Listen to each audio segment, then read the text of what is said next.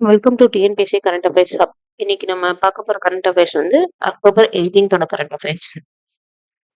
First current affairs பார்த்தோம்.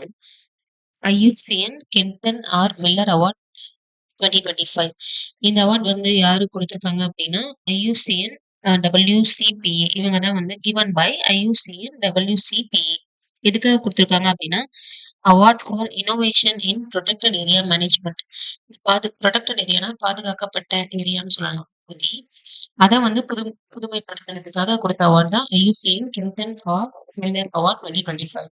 இந்த award வந்து யாரு வாங்கியிருக்காங்க அப்படின்னா டாக்டர் சொனாலி கோச். இவங்க தான் வாங்கியிருக்காங்க. இவங்க யாரு அப்படின்னா director of Kaziranga national park. அவங்க தான் வாங்கியிருக்காங்க. இவங்க தான் வந்து first Indian to receive award. First Indian to receive IUCN Kenton Miller award யாரு அப்படின்னு சொல்லி கேட்டாங்கன்னா டாக்டர் சொனாலி கோச்.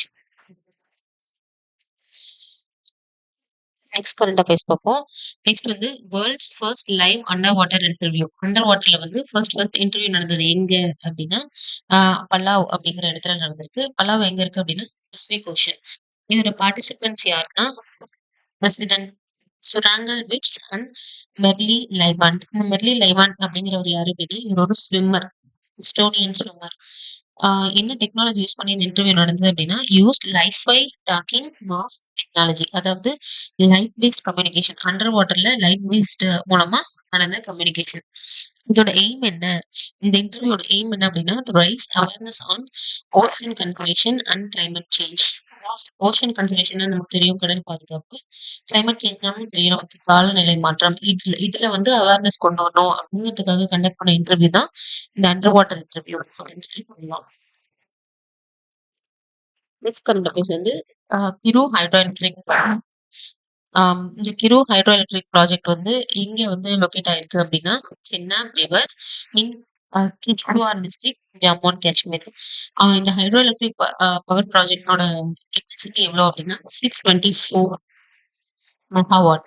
இதோட பர்பஸ் என்ன அப்படின்னா part of the Indus basin development strategy to harness Jammu and Kashmir hydro power potential. அதாவது இந்த இண்டஸ் பேசின் டெவலப்மெண்ட் ஸ்ட்ராட்டஜி இருக்கு இல்லையா, இந்த திட்டத்துல ஒரு பகுதி தான் வந்து இந்த ஜம்மு அண்ட் காஷ்மீரோட ஹைட்ரோ எலக்ட்ரிக் பவர் ப்ராஜெக்ட் அப்படின்னு சொல்லி சொல்றாங்க.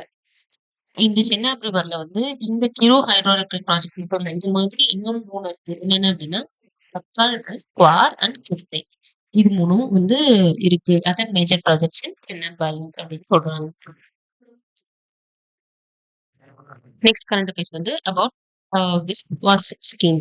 இந்த ஸ்கீமோட எய்ம் என்ன அப்படின்னா reduce litigation related employee provident fund dues. அதாவது இந்த இபிஎஃப் இருக்குல்ல, இந்த டியூ வந்து ஆர்கனைசேஷன்ஸ் வந்து பே பண்ணாம இருப்பாங்க, அதுல வந்து வழக்கு தொடுத்திருப்பாங்க. அந்த வழக்குகளை வந்து கம்மி பண்ணணும் அப்படிங்கிறதுக்காக கொண்டு வந்த ஸ்கீம் தான் வந்து இந்த விஸ்வாஸ் ஸ்கீம். அதாவது என்ன சொல்றாங்க அப்படின்னா இப்ப இபிஎஃப் வந்து நம்ம பே பண்ணாம ஆர்கனைசேஷன்ல இருந்து பே பண்ணாம விட்டுட்டாங்க இபிஎஃப் அப்படின்னா employee provident fund, employer contribution அதெல்லாம் இருக்கு இல்லையா, அதுதான் சொல்றாங்க. அதை பே பண்ணாம விட்டுட்டாங்க அப்படின்னா எவ்வளவு பெனால்ட்டி அப்படின்னா ஃபிளாட் 1% பெர் மந்த் வந்து பெனால்ட்டி. ஃபார் எக்ஸாம்பிள் எப்படி சொல்லலாம்னா ஒரு 10,000 வந்து நம்ம ஒரு ஆர்கனைசேஷன்ல இருந்து நம்ம பே பண்ணணும்னு வச்சுக்கோங்களேன். பே பண்ணாம விட்டுட்டோம், எவ்வளவு வந்து நம்ம ஃபைன் அந்த ஒரு மாசத்துக்கு அப்படின்னா ₹100 ஃபைன். 1% ₹100 ஃபைன். அதுவே 2 மாசத்துக்கு அப்படின்னா 0.25% வந்து பெனால்ட்டி கட்டணும். அதுவே 4 மாசம் கட்டாம விட்டுட்டா 0.50% வந்து பெனால்ட்டி வந்து நம்ம பே பண்ணணும். இந்த விஸ்வாஸ் ஸ்கீம் வந்து 6 மந்த்ஸ்க்கு மேல எக்ஸ்டெண்ட் பண்றதா வந்து சொல்லியிருக்காங்க. நெக்ஸ்ட் கரண்ட் அஃபேர்ஸ் வந்து இந்தியாஸ் ரீட்டைல் இன்ஃப்ளேஷன். இதெல்லாம் எக்கனாமிக்ஸ் ரிலேட்டடா ரொம்ப இம்பார்ட்டன்டான கரண்ட் அஃபேர்ஸ். மஸ்டா தெரிஞ்சிருக்கணும் நமக்கு.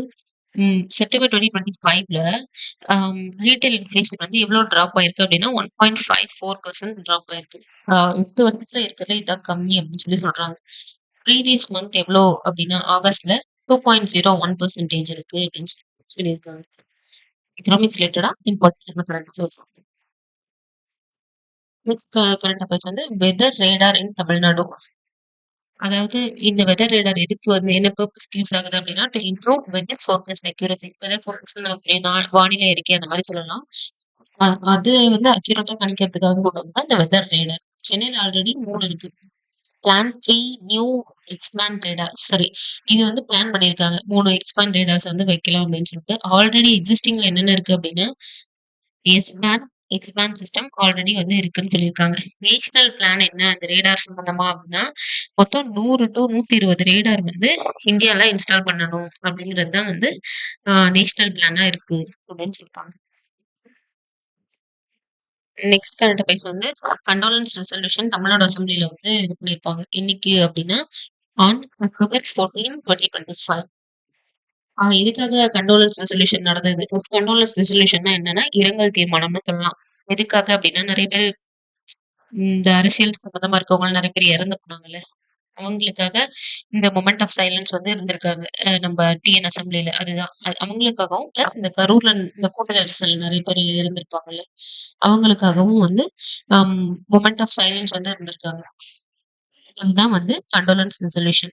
இந்த கண்டோலன்ஸ் ரெசல்யூஷன் என்னைக்கு வந்து எடுத்திருப்பாங்க அப்படின்னா, அக்டோபர் 14, 2025. இது வந்து ரொம்ப இம்பார்ட்டன்ட். இந்த date. Next special purpose fund RBI scheme. இந்த ஸ்பெஷல் பர்ப்பஸ் ஃபண்ட் வந்து யார் அனௌன்ஸ் பண்ணாங்க அப்படின்னா ஆர்பிஐ. ஆர்பிஐனா நமக்கு தெரியும் research development and innovation scheme. எவ்வளோ அந்த ஃபண்ட் கொடுத்துருக்காங்க அப்படின்னா ₹1,00,000 வந்து கொடுத்துருக்காங்க. இந்த ஸ்பெஷல் பவர் ஃபண்ட் வந்து லான்ச் பண்ணது யாருன்னா கவர்மெண்ட் ஆஃப் இந்தியா. இது இந்த ஆர்டிஐ இருக்குல்ல இதை மேனேஜ் பண்றது யாரு அப்படின்னா ஏஎன்ஆர்எஃப். ஏஎன்ஆர்எஃப்னா அனுசா அனுசாந்தன் நேஷனல் ரிசர்ச் ஃபவுண்டேஷன். இதுதான் இந்த ஃபண்ட் வந்து என்ன என்ன பர்பஸ்க்காக கொடுத்துருக்காங்க அப்படின்னா ஹை இம்பாக்ட் ரிசர்ச். என்ன ரிசர்ச்னா TRL 4 அண்ட் above. அதாவது TRL 4 அப்படின்னா மொத்தம் TRLல வந்து 9 ரேட்டிங்ஸ் கிட்ட இருக்கு. ஒவ்வொன்றும் ஒவ்வொரு ரிசர்ச்சை குறிக்கும். அதே TRL 4 வந்து என்ன ரிலேட்டடா குறிக்கும் அப்படின்னா லேப் ரிலேட்டடான ரிசர்ச்சை வந்து குறிக்கும். இந்த லேப் ரிலேட்டடான ரிசர்ச்சுக்கு ஃபண்ட் ப்ரொவைட் பண்றது தான் வந்து ஸ்பெஷல் பர்பஸ் ஃபண்ட்னு சொல்லலாம். புரியும்னு நினைக்கிறேன். Okay. Next provide up to 50% project cost support. இப்போ வந்து இந்த லேப் ரிலேட்டடா ரிசர்ச் பண்றோம்ல. பண்ணும்போது இப்போ ஃபார் எக்ஸாம்பிள் நமக்கு ஒரு 1 லேக் ஆகுதுன்னு வச்சுக்கலாமே. ஆகுதுன்னா அதுல 50,000 வந்து இந்த ஸ்பெஷல் பர்பஸ் ஃபண்டே வந்து நமக்கு ப்ரொவைட் பண்ணிருவாங்க. இந்த ஆர்டிஐ ஸ்கீம் மூலமா. அதுதான் சொல்ல வராங்க. நெக்ஸ்ட் கரண்ட் அஃபேர்ஸ் வந்து ஃபோமோஃபிளேஷன். இது ரொம்ப ரொம்ப இம்பார்ட்டன்டான கரண்ட் அஃபேர்ஸ். இது ஆக்சுவலா எக்கனாமிக்ஸ் ரிலேட்டடான கரண்ட் அஃபேர்ஸ். ஃபோமோஃபிளேஷன் அப்படின்னா inflation caused by fear of missing out. Sorry.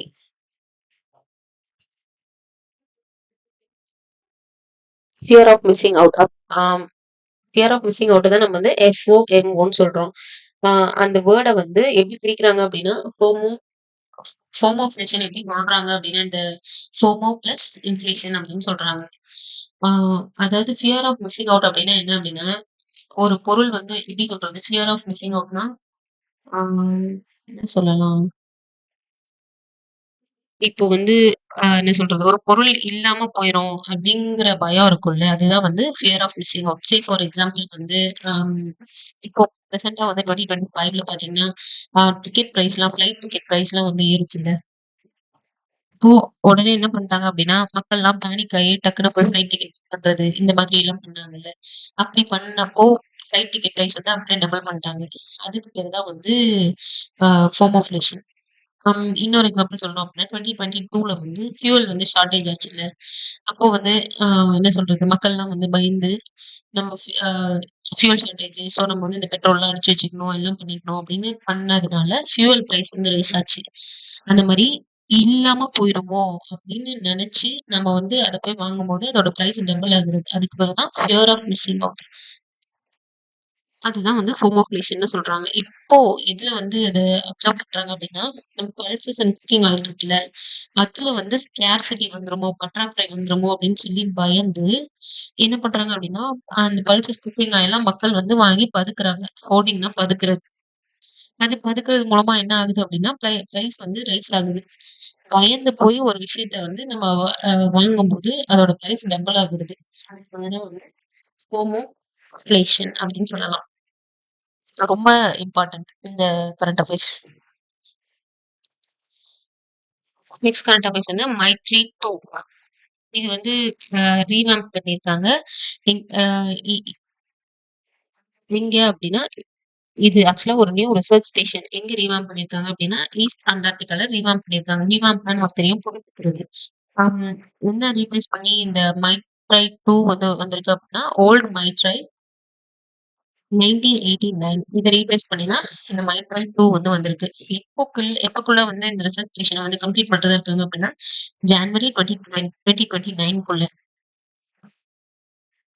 இது யாரு ரன் பண்றாங்க அப்படின்னா, national centre for polar and ocean research இவங்க தான் வந்து ரன் பண்றாங்க. இதோட ஃபீச்சர்ஸ் என்ன அப்படின்னா, renewable energy, echo friendly design and automated system. இதுதான் வந்து இந்த மைட்ரைட்டோ நியூ ரிசர்ச் ஸ்டேஷனோட ஃபீச்சர்ஸ் அப்படின்னு சொல்லி சொல்றாங்க. நெக்ஸ்ட் வந்து வேர்ல்ட்ஸ் ஃபர்ஸ்ட் வர்ச்சுவல் மியூசியம். ரொம்ப இம்பார்ட்டன்ட். யாரு லான்ச் பண்ணியிருக்காங்க அப்படின்னா, பை யுனெஸ்கோ. யுனெஸ்கோனா நம்ம எல்லாருக்குமே தெரியும். என்ன அப்படின்னா, இந்த வேர்ல்ட் ஃபர்ஸ்ட் வர்ச்சுவல் மியூசியம் இருக்குல்ல, இந்த மியூசியம்ல வந்து என்னென்ன வச்சிருக்காங்க அப்படின்னா, ஸ்டோலன் கல்ச்சரல் ஆப்ஜெக்ட்ஸ் தான் வச்சிருக்காங்க. ஸ்டோலன் தெரியும், திருடப்பட்ட நம்ம பண்பாட்டு பொருட்கள்லாம் தெரியும். அதெல்லாம் வந்து டிஸ்பிளேக்கு வச்சிருக்காங்க. இது என்னென்ன வச்சிருக்காங்க அப்படின்னா, ஆஹ் மொத்த பொருள் வச்சிருக்காங்க அப்படின்னா 240 ஆர்டிஃபேக்ட்ஸ் ஃப்ரம் 46 கண்ட்ரீஸ்ல இருந்து மொத்தம் 240 ஆர்டிஃபேக்ட்ஸ் வந்து வச்சிருக்காங்கன்னு சொல்றாங்க. பில்ட் யூசிங் எது யூஸ் பண்ணி பில்ட் பண்ணாங்க அப்படின்னா, by 3D and VR technology use பண்ணி இதை வந்து பில்ட் பண்ணியிருக்காங்க. இதோட எய்ம் என்ன அப்படின்னா, awareness plus restitution of stolen heritage. அதாவது எல்லாத்தையும் மீட்டு கொண்டு வர்றது, திருடு போன பொருள்லாம் இருக்குல்ல, அது எல்லாத்தையும் மீட்டு கொண்டு வர்றது தான் வந்து இந்த இது கண்டக்ட் பண்ணதுக்கான எய்ம் அப்படின்னு சொல்லி சொல்றாங்க.